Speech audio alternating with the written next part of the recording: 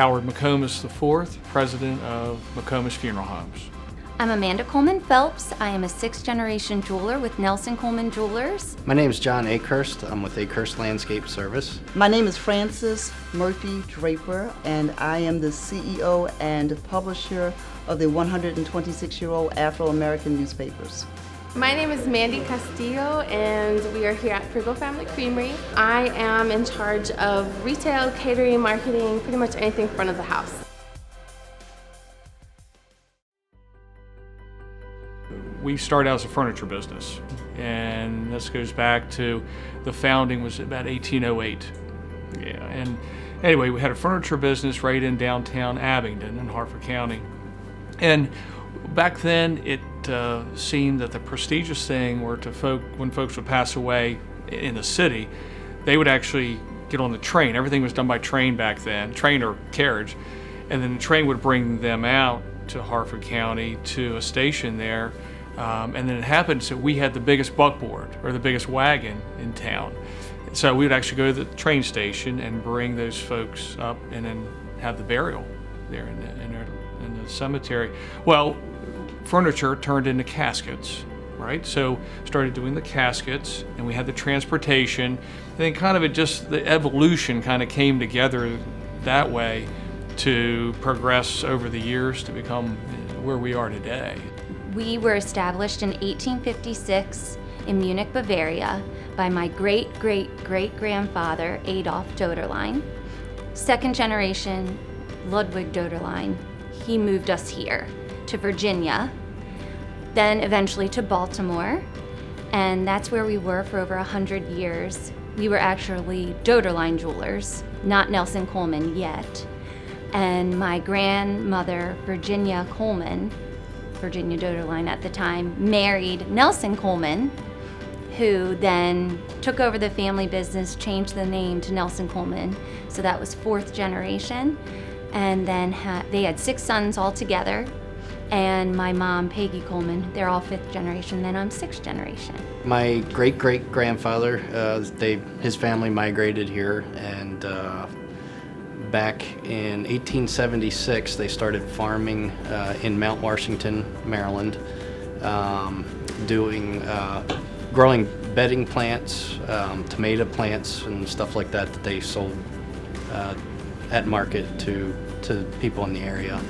That evolved into a nursery operation. It also evolved into a cut flower operation as well. My grandfather got involved, kind of evolved into more still the nursery and flower industry, but he started landscaping. And then the fourth generation, my dad and his brothers got involved, and my dad took over the landscaping portion and started to push that more.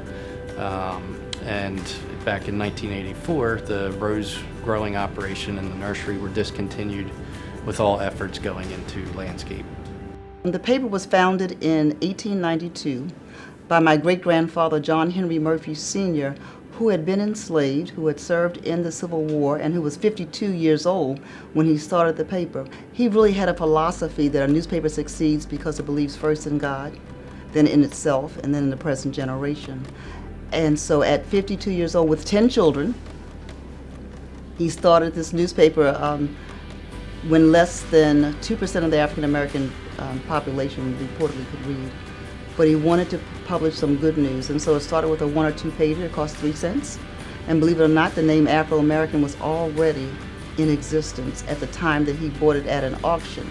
So from those humble beginnings, it grew from 2 to 3 pages at 3 cents to 13 editions all over the East Coast. Priggle Family Farm has been here. My children are the 6th generation to be here on the farm. We've always been a dairy farm. And then it kind of came to the point where we had to make a change, where you can't just be a small dairy farm in Maryland anymore. So the creamery kind of came about. The idea of milking the cows and not wholesaling it, but using our own milk to turn it into our own product and sell it on our own land. So in 2010, this is when this all kind of came around. The creamery opened and we started selling ice cream and milk and yogurt, and then we've kind of been growing and changing and evolving ever since. Yeah, I grew up about a quarter mile from the business, and that allowed for it to be convenient for me to cut the grass, to do the cars, to vacuum, to do those types of things, and just be around the general culture of the business. And then it was one day I came back from college, and I'm standing there in the hallway with my dad during a visitation, and it struck me that he knew everybody coming in that front door. And after being away for just a short time and coming back, it gave me perspective to know that type of setting, those relationships, I guess the value struck me all at one time, and I said, this is what I want to be a part of. We would sit on the couch and watch TV and go through old envelopes as kids. We get paid like $1 for our allowance, and that kind of introduced us to the industry and the business. I threw my hat in the ring a couple times when I was younger, like right out of high school, but it never really stuck.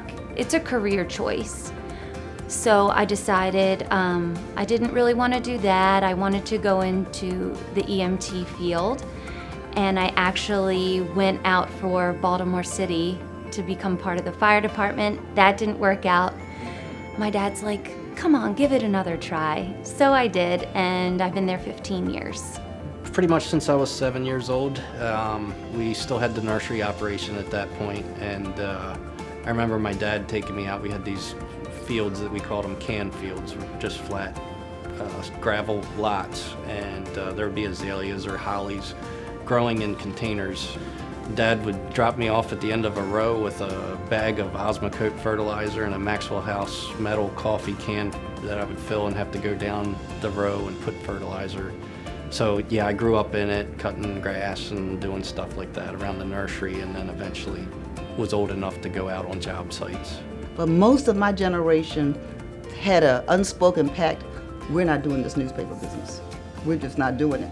Because our parents were consumed with it. So all through school, we wrote for the paper at 50 cents an hour. He made us fill out an application and go through the entire process, and we said, we're not doing this. We're gonna do other things. Well, for me, the other things lasted a pretty long time.